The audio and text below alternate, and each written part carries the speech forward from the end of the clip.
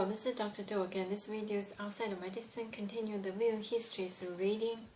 I'm going to continue to read.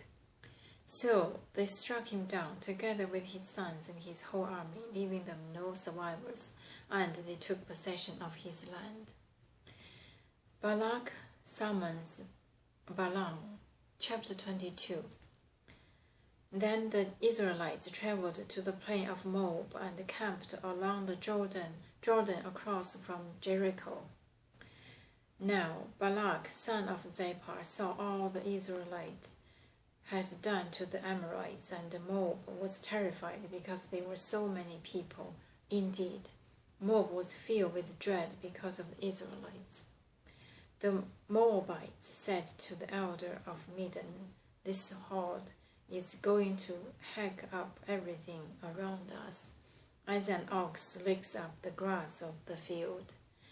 So Balak, son of Zippor, who was king of Moab at that time, sent messengers to summon Balaam, son of Beor, who was at Petor, near the river, in his native land. Balak said, "A people has come out of Egypt. They cover the face of the land and have settled next to me. Now come and put a curse on these people, because they are too powerful for me. Perhaps then I will be able to defeat them and drive them out of the country. For I know that those you bless are blessed, and those you curse are cursed." The elders of Moab and Midian left, taking with them the fee of divination. When they came to Balaam, they told him what Balak had said. "Spend the night here," Balaam said to them, "and I will bring you back the answer the Lord gave me." So the Moabite prince stayed with him.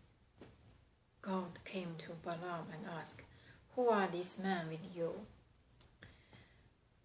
Balaam said to God, "Balak, son of Zippor, king of Moab, sent me his message. A people that has come out of Egypt covers the face of the land. Now come and put a curse on them for me. Perhaps then I will be able to fight them and drive them away."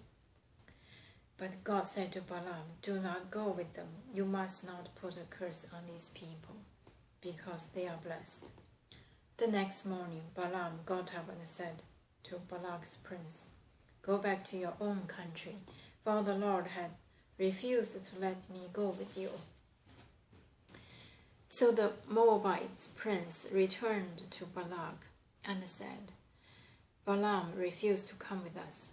And then Balak sent other princes, more numerous and more distinguished than the first. They came to Balaam and said, "This is what Balak, son of Zippor, says.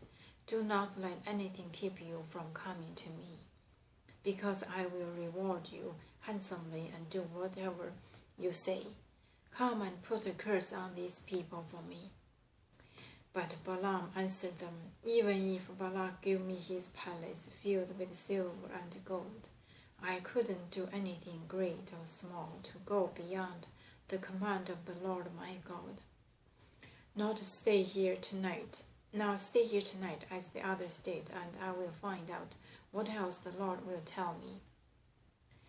That night God came to Balaam and said, "Since these men have come to summon you, go with them, but do only what I tell you."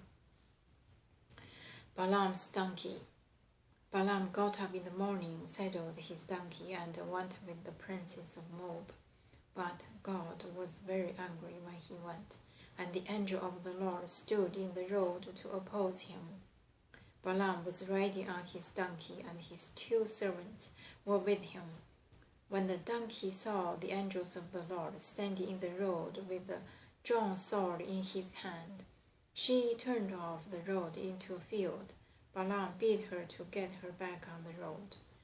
Then the angel of the Lord stood in the narrow path between 2 vineyards, with wall on both sides. When the donkeys saw the angel of the Lord, she pressed close to the wall, crushing Balaam's foot against it, so he bare her again. he beat her again. Then the angel of the Lord moved on ahead and stood in the narrow place where there was no room to turn, either to the right or to the left. When the donkey saw the angel of the Lord, she lay down under Balaam, and he was angry and beat her with his staff. Then the Lord opened the donkey's mouth, and she said to Balaam, "What have I done to you to make you beat me these 3 times?" Balaam answered the donkey, "You have made a fool of me. If I had a sword in my hand, I would kill you right now."